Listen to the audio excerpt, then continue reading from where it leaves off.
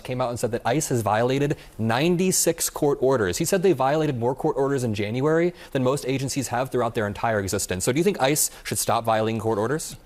Do you think there are no violent or agitators? Of course there are agitators. Violent, of course there are agitators. Do you want to answer my question? Who have acted violently? Of course there are. Acted violently? Like I disavow himself, that. Who spat on an officer and kicked out a taillight? I mean, come on. I disavow violence against officers. Now, can you disavow that, ICE agents who disobey court orders? Yeah, look, I think ICE agents should act within the bounds of the law. Of course I do. All 96 court orders. Can you tell them all 96 court orders should be followed? If you're a federal officer, you should always operate within all the bounds of the law. all 96 court orders.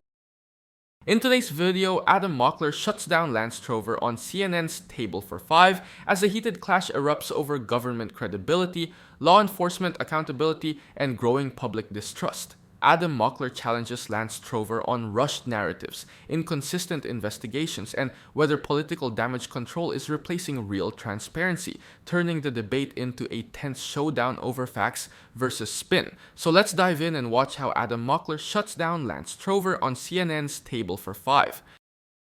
The announcement that they are proceeding with a civil rights investigation into the shooting is a step toward that, because that would be a predicate for there to be any kind of true investigation into what transpired in the Alex Preddy shooting. It is a step in the right direction, but this is after multiple people from the Civil Rights Division resigned due to Renee Nicole Good's investigation being spiked. And this is after they let those agents back on the street in a separate state. Greg Bovino was saying those agents that shot Alex Preddy were quite literally let back out. I don't even think cops that kill someone in self-defense can just go out the next day. Most of the time they are not. Yeah, but so this administration, the Trump administration being underwater on immigration or getting there is a catastrophe. It's like Obama being underwater on healthcare. And the thing is, most Americans agree. Americans support the deportation of criminals who are here illegally. That is fine, but we don't support whatever the hell this is. We don't support the cracking of 79-year-olds' ribs. We don't support U.S. citizens getting their phone grabbed and thrown to the ground because they're recording ICE. 5-year-olds. 5-year-olds being detained. We do not support U.S. citizens being executed on the street and then the administration covering that up and lying to our eyes and then letting those agents back out on the street. This is not what Trump supporters voted. I'm guessing this is not what most Americans wanted at the end of the day. Well, let me just play, because Trump disputes what you're saying. He claims that this is what Americans wanted. Listen. We'll say it very plainly. Elections have consequences. The people want law and order. And we have a silent majority. You know, we have a silent majority of people. They don't go and riot and everything else, but they like what we're doing. It's not a silent majority. I think that's just a plain fact, because when he came into office, he had a majority support on this issue of immigration. And that has completely shifted, and rarely in public life do we see in 12 months an issue flip on his head. Is it a huge risk for Trump to stay in that place and for Republicans potentially to go down that road? To debunk what he said there, though, the clip that you just played, I mean, he's completely inversing reality. He's trying to paint the peaceful protesters, the Americans that are out there on the streets, as the violent agitators, insurrectionists, as the lawless people. You know who's actually lawless? ICE. Judge Schultz, who was a Republican-appointed judge, came out and said that ICE has violated 96 court orders. He said they violated more court orders in January than most agencies have throughout their entire existence. So do you think ICE should stop violating court orders? Do you think there are no violent or agitators? Of course there are agitators. Violent, of course there are agitators. Do you want to answer my question? Who have acted violently? Of course there are. Acted violently? And I disavow that. Who spat on an officer and kicked out a taillight? I mean, come on. I disavow violence against officers. Now, can you disavow ICE agents who disobey court orders? Yeah, look, I think ICE agents should act within the bounds of the law. Of course I do. All 96 court orders. Can you tell them all 96 court orders should be followed? If you're a federal officer, you should always operate within all the bounds of the law. all 96 court orders. Adam Mockler sidelines up with something bigger than partisan talking points. It's about institutional trust collapsing in real time. When civil rights investigators resign after a case gets shelved, that's not routine bureaucracy. That's a red flag about political pressure inside enforcement agencies. Add to that the speed at which officials publicly label people criminals before investigations finish, and you get a perception that conclusions are being written before evidence is reviewed, which erodes confidence fast. Public opinion data over the past year shows support for immigration enforcement drops sharply when stories involve U.S. citizens detained excessive force claims, or agents ignoring judicial limits. That distinction matters. Americans consistently back border security in principle, but support falls when enforcement appears chaotic or legally reckless. When officers return to duty immediately after lethal incidents, it clashes with standard law enforcement practice where administrative leave is common. That gap between protocol and reality fuels suspicion something is being shielded. Then there's the court issue. Federal agencies violating dozens of judicial orders isn't a messaging problem, it's a constitutional one. The system depends on executive agencies complying even when rulings are inconvenient. When leaders frame criticism as anti-law enforcement instead of addressing compliance, it sidesteps the core issue. That's why Adam Mockler's broader argument resonates. Credibility isn't lost because enforcement exists. It's lost when power looks unchecked, accountability looks selective, and the rules seem optional depending on who's enforcing them. I worked with him, so just to tell you what he does. Okay, he talks out of both sides of his mouth. He'll go after the European leaders, and then they respond as though they're picking a fight with us. Or he sends Besant out to say that the Canadian Prime Minister is picking a fight with us when he's literally flagging the Canadian provinces on his Truth Social. So this is what he does. He talks out of both sides of his mouth. He's pulling back. He bought time up there, but then he's saying the guy's an insurrectionist because he likes to do that. But he's in trouble on the issue. He knows he's in trouble on the issue, and I expect a further retracement. The new Melania documentary has already been a financial success if your last name is Trump. Jeff Bezos and Amazon paid $40 million to license it. And when Trump was asked about the money, he said this. No, I don't know. I mean, I don't know really. I'm not involved in that. That was done with my wife. I think it's going to be, I think it's a very important movie. Mr. President, what do you say to those that are critical of the fact that Amazon paid $40 million to acquire the rights of this movie? Well, I think they'd have to go and ask President Obama, because they paid a lot of money and hasn't done anything. Melania Trump has already pocketed $27 million from this movie. It is an unprecedented move by a sitting first lady to profit off of access to her private life. And that has critics saying, follow the money. But this is not Jeff Bezos, the man. This is him Amazon on behalf, essentially, on behalf of the corporation. And I think you're right. He's trying to protect his company. Yeah, I think you're right. I think there's a responsibility in some ways that he has to do whatever it takes.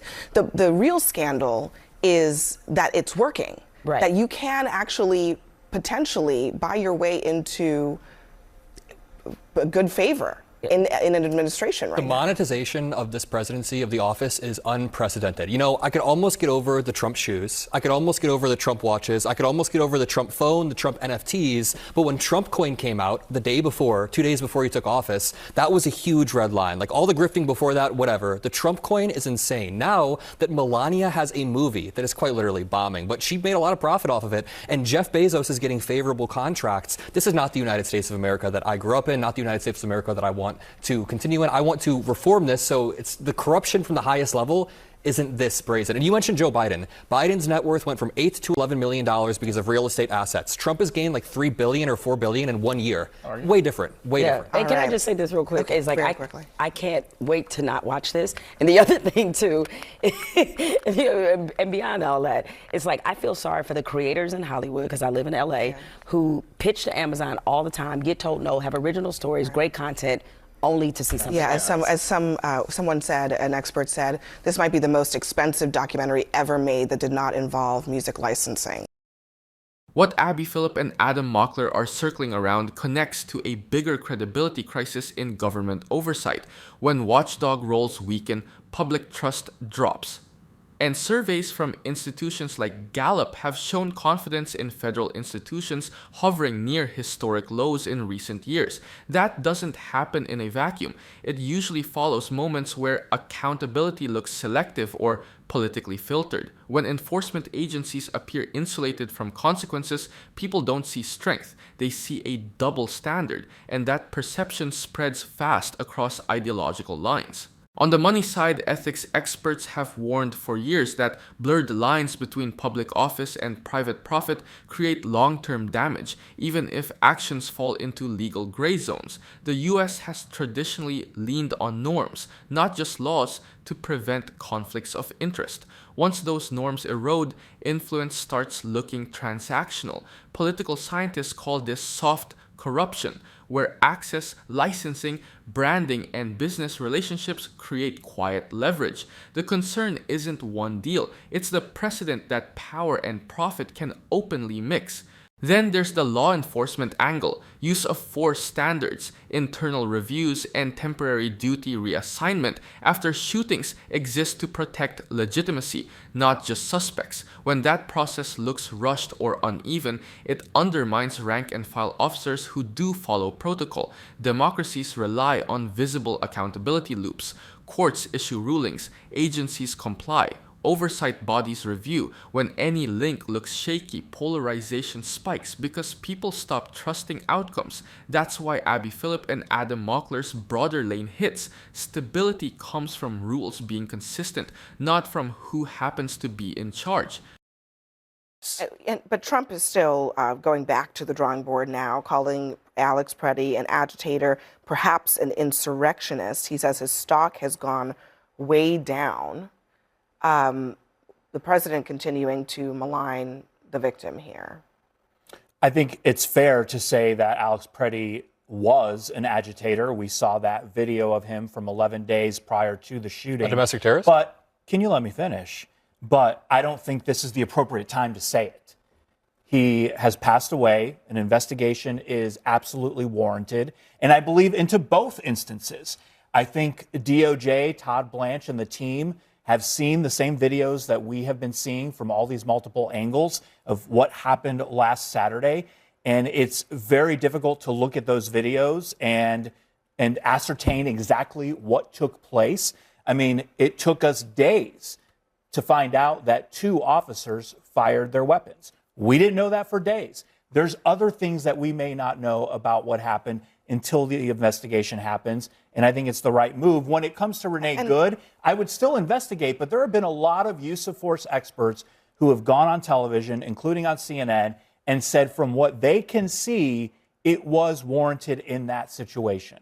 I also think there's a trust gap here, right? Like, even if he says that, they're going to do an investigation, but given all the other rhetoric around this coming out of both DOJ and DHS, a lot of people are not going to trust the conclusion. The same administration that called Renee Good a domestic terrorist hours after her death, the same administration that called Alex Preddy a quote-unquote assassin like an hour after he was executed on the street, now wants us to trust their investigation on this. Do you agree with Kristi Noem's characterization that she made like an hour after Alex Preddy was murdered? That Can you just wait until the investigation is done that's instead what I'm, of prejudging? That is such a good point. Can you say that to Kristi Noem? Kristi Noem, can you wait until the investigation is done? I'm going to ask one more time. When Kristi Noem said he was a domestic terrorist, I'm not here to be interrogated by you, Adam. I'm saying wait until the investigation is done. So you have no answer. But you prejudge everything that this administration does.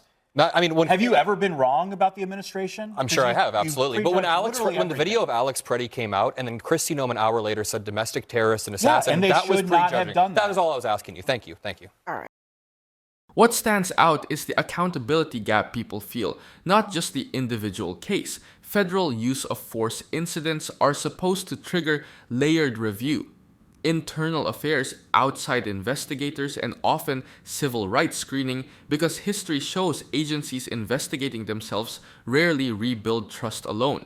After Ferguson and other flashpoints, the DOJ itself acknowledged transparency delays fuel suspicion. When details take days to surface, that vacuum doesn't stay empty. It fills with doubt, and doubt hurts legitimacy overall. Another layer is rhetoric from the top. Political science research on elite cues shows public opinion often follows signals from leaders, especially in polarized climates. When officials use criminal labels before investigations close, it can shape juror pools, media framing, and even internal agency posture. That's why past administrations, Republican and Democratic, leaned on careful language after shootings, not out of softness but to protect prosecutorial integrity. Words from power aren't just commentary, they can tilt the environment investigators operate in daily. Zooming out, trust in institutions runs on consistency. The US built modern civil rights enforcement on the idea that federal power must be reviewable, documented, and challengeable in court. When people think outcomes depend on politics instead of process, compliance drops, and that affects everything from jury cooperation to community policing. Supporting firm enforcement and demanding clean oversight aren't opposites. They're supposed to work together. Without visible guardrails, every future case starts with suspicion already baked in, the spiral democracies try to avoid. Pause. Are you getting tired of getting half the story from biased news sources? One outlet says one thing and another says the complete opposite. How are you supposed to know what's actually true? That's where ground news comes in. It lets you compare how different media outlets, left, right, and center, are covering the same story. So you can see the full picture instead of just the echo chamber. And here's the best part. Click the link in the description and get 40% off the Vantage tier, which gives you even deeper insights into media bias and political trends. Stay informed, think for yourself, and check out Ground News in the description down below.